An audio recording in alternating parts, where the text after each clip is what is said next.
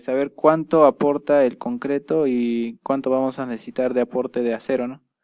Entonces, en el caso de cortante en columnas, tenemos que existen fuerzas de compresión o de tracción. Las de compresión ayudan o aumentan la capacidad del concreto debido a que contribuyen a cerrar grietas y aumenta la fricción, ¿no? Sin embargo, para el cálculo no se toma en cuenta dicha compresión por ser un caso más conservador, ¿no? En el caso de que existan cargas axiales en tracción, sí se castiga la resistencia del concreto por el siguiente factor, que es 1 menos la carga axial entre 35 veces el área bruta de la sección. Entonces, como en la columna que estamos desarrollando solo existen compresiones, para el cálculo del aporte del concreto vamos a usar la fórmula de siempre, 0,53 raíz de B'(c) por el ancho y el peralte efectivo. Entonces, reemplazando los datos para nuestra columna sería 0,85 por 0,53, la raíz de 210 por 30 el ancho y 54 el peralte, que nos da un cortante de 10,57. Entonces, para calcular la fuerza cortante que debe ser aportada por el acero, vamos a utilizar la siguiente expresión, donde VU es el cortante que hemos determinado, Φ(bc) el aporte del concreto entre Φ. Realizando dicho cálculo, la fuerza cortante necesaria del aporte del acero es 8,2 toneladas y lo que nos queda es calcular el espaciamiento que debe tener, ¿no?, para satisfacer dicho cortante. Entonces vamos a fijar el uso de estribos de 3/8 y entonces el espaciamiento va a ser igual al área que representan el estribo que estamos colocando. Como son dos ramas, se multiplica por 2 el área de una barra de 3/8, por D, que es el peralte efectivo, el FI del acero, que es 4200, y el BS que habíamos determinado anteriormente, ¿no? Reemplazando esos datos y calculando, nos resulta que requerimos un espaciamiento de 40 centímetros.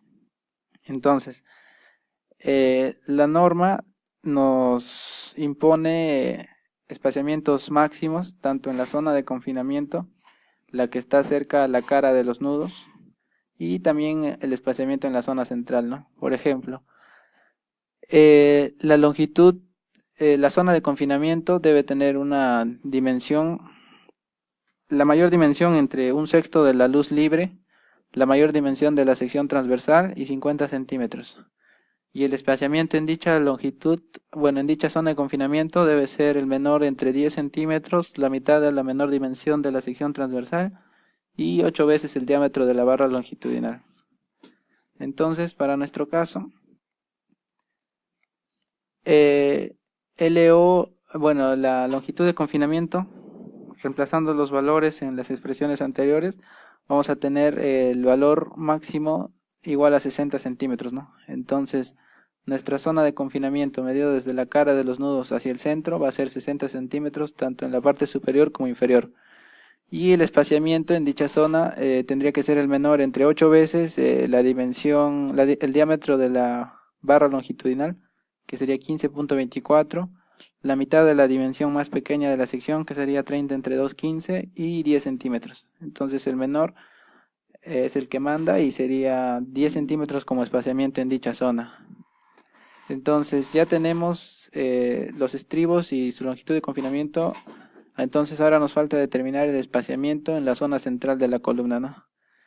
Para la zona central podríamos usar el espaciamiento que nos ha salido. Sin embargo, la norma también especifica máximos espaciamientos, el cual es igual a D medios. Entonces, como nuestro D es 54, la mitad 27, y vamos a adoptar el espaciamiento igual a 25, con lo cual ya tendríamos el diseño por corte, ¿no? Y eso sería todo. Bien, por último vamos a desarrollar el diseño por cortante de la columna del eje A1, y para ello primero vamos a determinar la fuerza cortante que vamos a considerar. Bien, el diseño de las columnas básicamente es por capacidad, para evitar una falla frágil y que primero fallen las rótulas en los extremos y permitan capacidad de rotación inelástica. Entonces, para determinar el cortante de diseño, vamos a utilizar el diagrama de interacción nominal, no el de diseño, sino el nominal, el que no tiene el factor phi. Y para la combinación que tenga la carga axial máxima, trazamos una horizontal y donde interseque al diagrama nominal, bajamos una vertical y encontramos el momento nominal que le corresponde a ese valor. Y lo que nos especifica la norma es que en los extremos de la columna vamos a tener momentos probables y cuyo valor es igual a 1.25 veces el momento nominal. Y teniendo los momentos en los extremos podemos obtener el cortante como la suma de los momentos en los extremos entre la luz libre de la columna. Entonces, para el ejemplo que estamos desarrollando, habíamos obtenido el diagrama, la curva de interacción de diseño, porque habíamos graficado estos puntos con el factor phi, pero si graficamos los puntos sin el factor phi, vamos a obtener el siguiente diagrama. Y colocando los puntos de carga axial y momentos, podemos obtener el momento nominal, tal como se indicó, ¿no? Para nuestro caso, aproximadamente es un valor de 21 toneladas metros, multiplicándolo por 1.25, el momento probable sería de 26.3 y el cortante sería igual a 17.5 toneladas. Entonces ya tenemos el cortante de diseño y queremos saber cuánto aporta el concreto y cuánto vamos a necesitar de aporte de acero, ¿no? Entonces, en el caso de cortante en columnas, tenemos que existen fuerzas de compresión o de tracción. Las de compresión ayudan o aumentan la capacidad del concreto debido a que contribuyen a cerrar grietas y aumenta la fricción, ¿no? Sin embargo, para el cálculo no se toma en cuenta dicha compresión por ser un caso más conservador, ¿no? En el caso de que existan cargas axiales en tracción, sí se castiga la resistencia del concreto por el siguiente factor, que es 1 menos la carga axial entre 35 veces el área bruta de la sección. Entonces, como en la columna que estamos desarrollando solo existen compresiones, para el cálculo del aporte del concreto vamos a usar la fórmula de siempre, 0.53 raíz de b'(c) por el ancho y el peralte efectivo. Entonces, reemplazando los datos para nuestra columna sería 0.85 por 0.53, la raíz de 2.10 por 30 el ancho y 54 el peralte, que nos da un cortante de 10.57. Entonces, para calcular la fuerza cortante que debe ser aportada por el acero, vamos a utilizar la siguiente expresión, donde VU es el cortante que hemos determinado, phi BC el aporte del concreto entre phi. Realizando dicho cálculo, la fuerza cortante necesaria del aporte del acero es 8.2 toneladas y lo que nos queda es calcular el espaciamiento que debe tener, ¿no?, para satisfacer dicho cortante.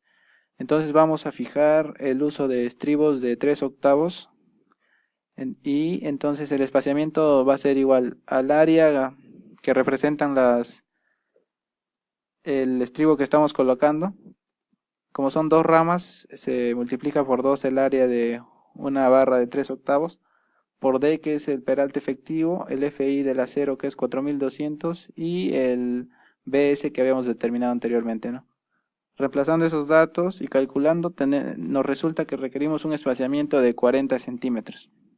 Entonces, la norma nos impone espaciamientos máximos, tanto en la zona de confinamiento, la que está cerca a la cara de los nudos, y también el espaciamiento en la zona central, ¿no? Por ejemplo, la longitud, la zona de confinamiento debe tener una dimensión, la mayor dimensión entre 1/6 de la luz libre, la mayor dimensión de la sección transversal y 50 centímetros. Y el espaciamiento en dicha longitud, en dicha zona de confinamiento debe ser el menor entre 10 centímetros, la mitad de la menor dimensión de la sección transversal y 8 veces el diámetro de la barra longitudinal. Entonces, para nuestro caso, la longitud de confinamiento, reemplazando los valores en las expresiones anteriores, vamos a tener el valor máximo igual a 60 centímetros, ¿no? Entonces, nuestra zona de confinamiento medido desde la cara de los nudos hacia el centro va a ser 60 centímetros tanto en la parte superior como inferior. y el espaciamiento en dicha zona tendría que ser el menor entre 8 veces la dimensión, el diámetro de la barra longitudinal, que sería 15.24, la mitad de la dimensión más pequeña de la sección, que sería 30 entre 2,15 y 10 centímetros. Entonces el menor es el que manda y sería 10 centímetros como espaciamiento en dicha zona. Entonces ya tenemos los estribos y su longitud de confinamiento. Entonces ahora nos falta determinar el espaciamiento en la zona central de la columna, ¿no? Para la zona central podríamos usar el espaciamiento que nos ha salido. Sin embargo, la norma también especifica máximos espaciamientos, el cual es igual a D medios. Entonces, como nuestro D es 54, la mitad 27, y vamos a adoptar el espaciamiento igual a 25, con lo cual ya tendríamos el diseño por corte, ¿no? Y eso sería todo. Bien, por último vamos a desarrollar el diseño por cortante de la columna del eje A1, y para ello primero vamos a determinar la fuerza cortante que vamos a considerar. Bien, el diseño de las columnas básicamente es por capacidad para evitar una falla frágil y que primero fallen las rótulas en los extremos y permitan capacidad de rotación inelástica. Entonces, para determinar el cortante de diseño, vamos a utilizar el diagrama de interacción nominal, no el de diseño, sino el nominal, el que no tiene el factor phi. Y para la combinación que tenga la carga axial máxima, trazamos una horizontal y donde interseque al diagrama nominal, bajamos una vertical y encontramos el momento nominal que le corresponde a ese valor.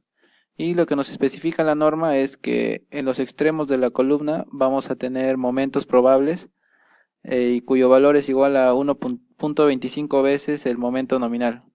Y teniendo los momentos en los extremos podemos obtener el cortante como la suma de los momentos en los extremos entre la luz libre de la columna. Entonces, para el ejemplo que estamos desarrollando, habíamos obtenido el diagrama, la curva de interacción de diseño, porque habíamos graficado estos puntos con el factor phi, pero si graficamos los puntos sin el factor phi, vamos a obtener el siguiente diagrama. Y colocando los puntos de carga axial y momentos, podemos obtener el momento nominal, tal como se indicó, ¿no? Para nuestro caso, aproximadamente es un valor de 21 toneladas metros, multiplicándolo por 1,25, el momento probable sería de 26.3. Y el cortante sería igual a 17.5 toneladas.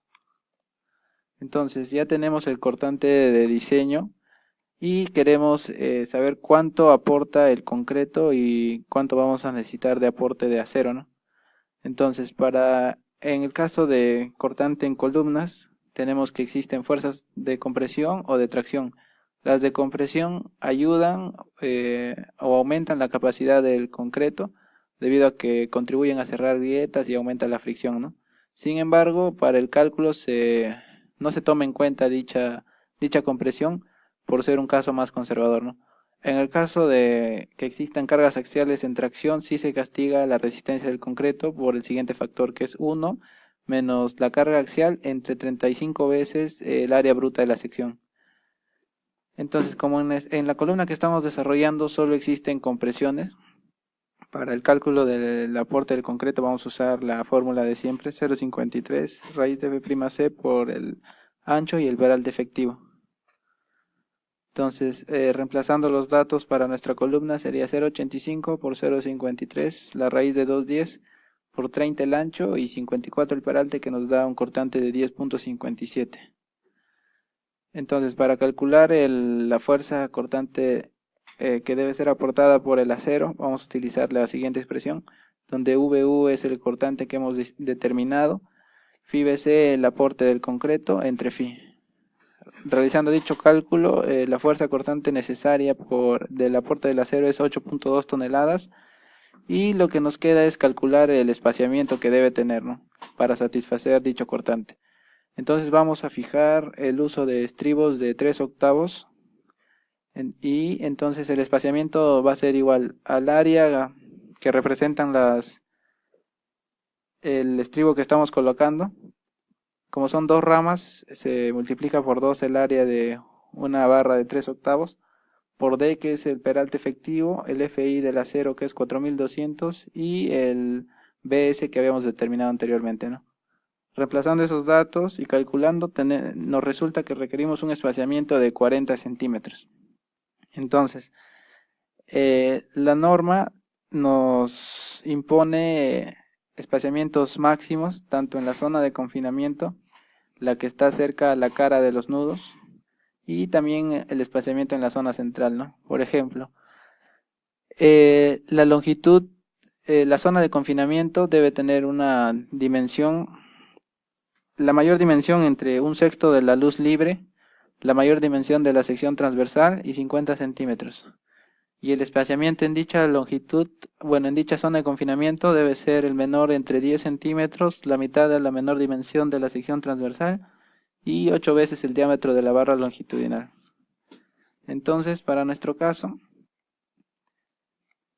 LO, bueno, la longitud de confinamiento, reemplazando los valores en las expresiones anteriores, vamos a tener el valor máximo igual a 60 centímetros, ¿no? Entonces, nuestra zona de confinamiento medido desde la cara de los nudos hacia el centro va a ser 60 centímetros, tanto en la parte superior como inferior. Y el espaciamiento en dicha zona tendría que ser el menor entre 8 veces la dimensión, el diámetro de la barra longitudinal, que sería 15.24, la mitad de la dimensión más pequeña de la sección, que sería 30 entre 2,15 y 10 centímetros. Entonces el menor es el que manda y sería 10 centímetros como espaciamiento en dicha zona. Entonces ya tenemos los estribos y su longitud de confinamiento. Entonces ahora nos falta determinar el espaciamiento en la zona central de la columna, ¿no?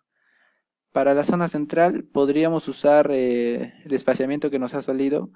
Sin embargo, la norma también especifica máximos espaciamientos, el cual es igual a D medios. Entonces, como nuestro D es 54, la mitad 27, y vamos a adoptar el espaciamiento igual a 25, con lo cual ya tendríamos el diseño por corte, ¿no? Y eso sería todo.